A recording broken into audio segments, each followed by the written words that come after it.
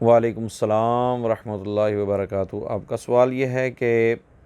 کسی عالم دین نے یہ بیان کیا ہے کہ سیدی مرشدی، یہ گستاخی ہے، کیونکہ مرشدی لفظ درست نہیں ہے، اصل میں مرشیدی ہوتا ہے، شین کے نیچے زیر ہے، اور اس طرح سیدی نہیں ہوتا، سیدی ہوتا ہے، تو یہ گستاخی ہے۔ پتہ نہیں آگے اس نے کچھ اور بھی پھر بولا ہوگا، بہرحال محتاط رہنا چاہیے۔ سیدی امیر علیہ سنت مولانا محمد الیاس ستار قادری دامت برکاتہم العالیہ، آپ کے ملفوظات پر مشتمل ایک کتاب ہے، مکتبۃ المدینہ نے اسے شائع کی ہے، اس کا صفحہ نمبر 357 ہے۔ آپ سے سید کے زیر اور زبر کے متعلق سوال کیا گیا، اپنے کمال کا جواب ارشاد فرمایا۔ آپ فرماتے ہیں کہ اصل تلفظ تو زیر کے ساتھ ہے، سید، لیکن اردو میں یا کے زبر کے ساتھ عام ہو چکا ہے، تو یہ بھی درست ہوگا، کیونکہ غلط العام فصیح، جیسے اردو میں عظمت کی غا، برکت کی را اور رمضان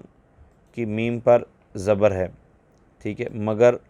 لوگ ان تینوں یعنی غا، را اور میم کو ساکن کر کے پڑھتے ہیں، عظمت پڑھتے ہیں، رمضان پڑھتے ہیں،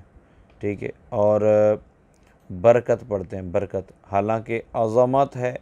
برکت ہے اور رمضان ہے، ٹھیک ہے، لیکن لوگ پڑھتے ہیں، تو بہتر یہی ہے کہ جس طرح ہوں اسی طرح ہی پڑھا جائے، لیکن اب غلط العام ہو چکا ہے، ٹھیک ہے، تو اچھا اس میں بھی یاد رکھیے، ایک غلط العام ہوتا ہے، غلط العوام ہوتا ہے، تو غلط العام جو ہوتا ہے وہ فصیح ہوتا ہے، اور غلط العوام جو ہوتا ہے وہ فصیح نہیں ہوتا، جس طرح عالم دین، عالم دین، عالم دین، تو مجھ سے بولا بھی نہیں جا رہا، عالم دین نہیں ہوتا، عالم دین ہوتا ہے، تو یہ غلط العوام ہے، غلط العام نہیں ہے۔ ہاں جو یہ سیدی مرشدی والا جو معاملہ ہے یہ بھی کافی خطرناک، تو مرشدی کا مطلب یہ ہوتا ہے میرا مرید، اور مرشیدی کا مطلب ہوتا ہے میرا پیر،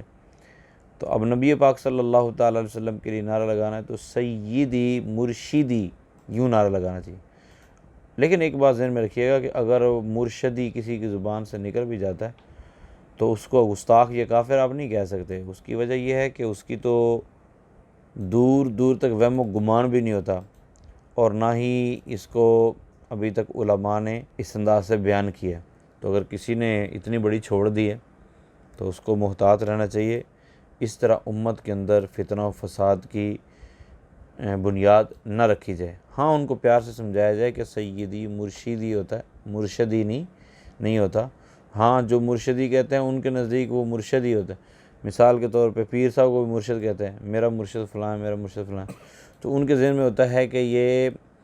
پیر صاحب کو کہا جاتا ہے، جبکہ علماء جانتے ہیں کہ مرشد ہونا چاہیے، تو بہرحال اس کو مرشد پڑھنا چاہیے، ان کو جو پڑھتے ہیں ان کو سمجھانا چاہیے، سکھانا چاہیے، لیکن گستاخی اور کفر کا فتویٰ اس پہ